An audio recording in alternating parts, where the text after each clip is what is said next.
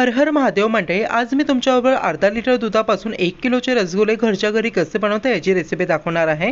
अतिशय सोप्या पद्धतीने अगदी मार्केटपेक्षाही उत्तम रेसिपी तुमच्याबरोबर शेअर केलेली आहे। जर आपण पहिल्यांदाच रसगुल्ले करणार असाल तरीही तुमची रेसिपी एकदम परफेक्ट बनेल, इतकी मस्त अशी रेसिपी शेअर केलेली आहे। हे बघा, रसगुल्ल्याचा आतमधला टेक्स्चर बघा, अतिशय जाळीदार।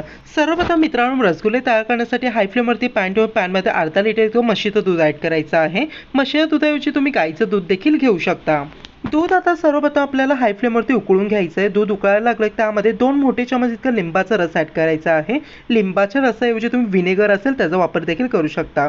दूध या पद्धतीने आपल्याला व्यवस्थितपणे फाडून घ्यायचं आहे। नंतर हा छेना आपल्याला छानपैकी स्ट्रेनरने काढून घ्यायचा आहे। आता हा छेना आपला आंबटपणा जाण्यासाठी यामध्ये पाणी टाकून छानपैकी स्वच्छ धुवून घ्यायचं आहे आणि एक्स्ट्रा पाणी यामधून दाबून दाबून काढून घ्यायचं आहे। आता मी मिक्सरचा भांडा घेतला। मिक्सरच्या भांड्यामध्ये आपल्या पनीरचा छेना ॲड करून द्यायचा आणि यामध्ये 1 चमच बाइंडिंग करिता कॉर्नफ्लॉवर ॲड करायचं, म्हणजे रसगुल्ले फुटत नाही। आणि आपल्याला यामध्ये 2 पिंच ऑफ आपल्या बेकिंग पावडर ॲड करायची, ज्याने आपले रसगुल्ले एकदम सुपर सॉफ्ट बनतील। आणि या पद्धतीने आपले मिश्रण 1 मिनिटाकरता वाटून घेऊन प्लेटमध्ये काढून घ्यायचं आहे।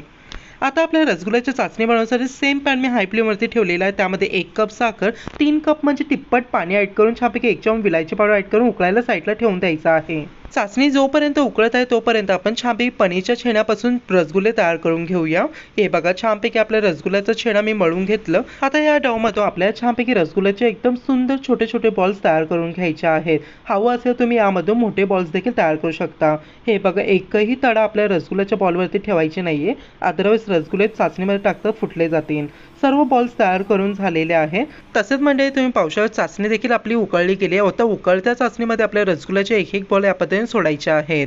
सर्व बॉल्स मी सोडून घेतलेले आहेत। आता हा पॅन आपल्या लीडने कव्हर करून देऊन 10 मिनिटाकरता हाय फ्लेमवरती रसगुल्ले कुक करायचे आहेत।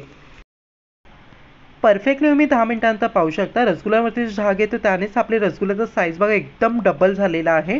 तसेच हे बघा, अतिशय फ्लफी असे रसगुल्ले तयार झालेले आहेत। आता हा रसगुल्ला पाण्यामध्ये टाकून बघायचा, पाण्याच्या खाली रसगुल्ला बसला म्हणजे रसगुल्ला परफेक्टली कुक झालेला आहे।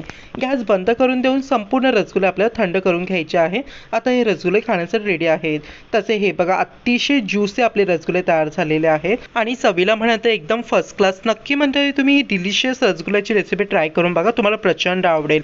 जर तुम्हाला व्हिडिओ आवडला व्हिडिओ नक्कीच एक लाईक करा। तसे आपल्या चॅनल प्लीज सबस्क्राईब करा, बाजूला जे बेल येईल ते प्रेस करायला विसरू नका। काय मग मंडळी, ट्राय करून पाहताय की नाही? जाळीदार रसगुल्ल्याची रेसिपी नक्की ट्राय करा। चला मंडळी, पुन्हा भेटूया। हर हर महादेव।